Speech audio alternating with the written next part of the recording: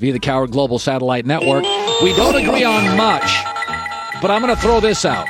I said if Kawhi Leonard in 2 months, 3 months is hoisting a trophy, then you keep telling me all that matters is championships. He's going to have 3 MVPs, 3 teams, 3 titles.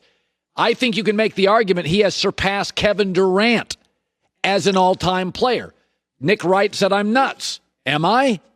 No, you're not. Because along with Kevin Durant's a great player. But if you're Kawhi Leonard, and Colin, think about this. If you were able to go and win back-to-back championships on 2 franchises that had never won jack, Toronto and then the Clippers, the also-ran Clippers, you were able to win back-to-back championships and make that kind of a difference, and then win in 3 different places where you were the big guy, you were one of the big guys in this, it would put you legendary status in the NBA. It really would. And then think about this.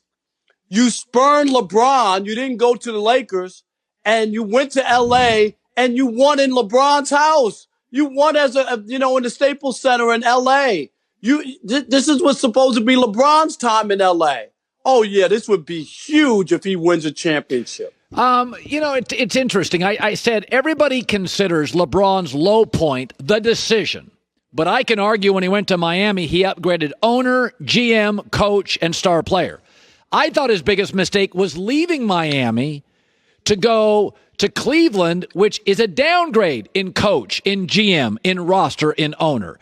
I think too often we fall in love with the story, and we love the story of LeBron going back to Cleveland, but he left Pat Riley, Dwayne Wade, Eric Spoelstra, no chaos, great owner. I thought it was the biggest mistake of his life.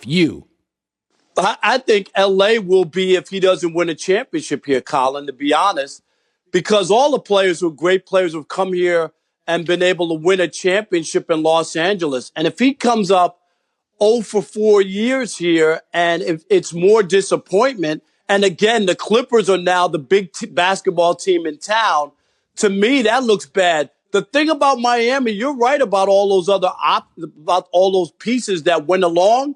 But let's be honest. He failed in Miami. And I know people say, well, he won 2 championships in 4 years. How did he fail? He failed. Don't you remember the big party and press conference? Not 2, not 3, not 4. Do you remember that? Yeah. He really believed that they were going to win all these championships. And then they lose to Dallas, which they shouldn't have. LeBron played poorly. And they won 2 out of 4. They didn't do, Colin, anything special. Had they won a 3-peat or something like that, or won all 4, would be totally different. I think Miami was a disappointment. Yesterday, Cam Newton is starting to kind of wear me out, going third person. I don't love that. He's talking about Cam this and Cam that, and I'm like, oh, boy. You're going to an organization in New England where the only expectation is you not only get to a Super Bowl, you win it. I think Cam should under-promise, over-deliver. I think that's always the best way to do business as a broadcaster, as a politician, as a quarterback. I worry that Cam is building this up. He said this week, he said, boy, I'm going at necks all year. And I think, oh, boy. First of all, I've never doubted that he's tough. That part I don't doubt. And I don't doubt that he cares. But should he just bring it back down? Because, frankly, you're replacing the best player ever at that position. I get it, Colin, and I think that's a fair take on your part, but I do understand where Cam's coming from.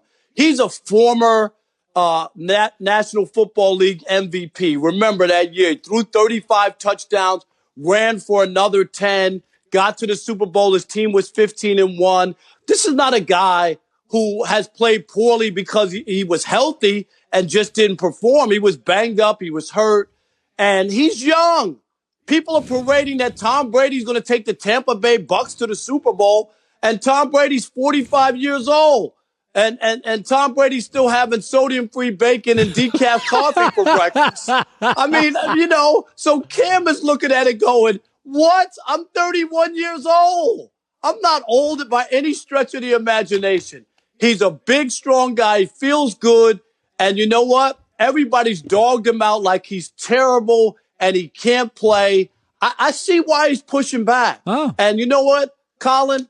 If he goes to New England and they win the division and make a playoff run and it's better than the playoff run that, say, Tom Brady has, I don't think they're going to make the playoffs, but if they make one in Tampa Bay, people will look at Bill Belichick for what he was able to do and look at Cam for a great comeback story. This is set up for him if he's healthy and plays well. Imagine replacing Tom Brady and doing better and going forward, going further in the playoffs than Tom Brady. Yeah, it's interesting. By the way, I haven't asked you this, couple of minutes left. And we don't know what we're getting with college football. NBA's back, baseball's back, MLS back, NASCAR back, golf back, UFC back. It looks like to me right now, college football doesn't know what they are. Are you for or against college football, kids coming back to campus and playing? I'm against it only from this standpoint. If the student body can't come to campus, then how in the world could you ask football players? That's my only thing. At USC this coming semester, I have a class that I'm teaching. And Colin, I'm teaching it virtually, online. I'm not teaching in the classroom.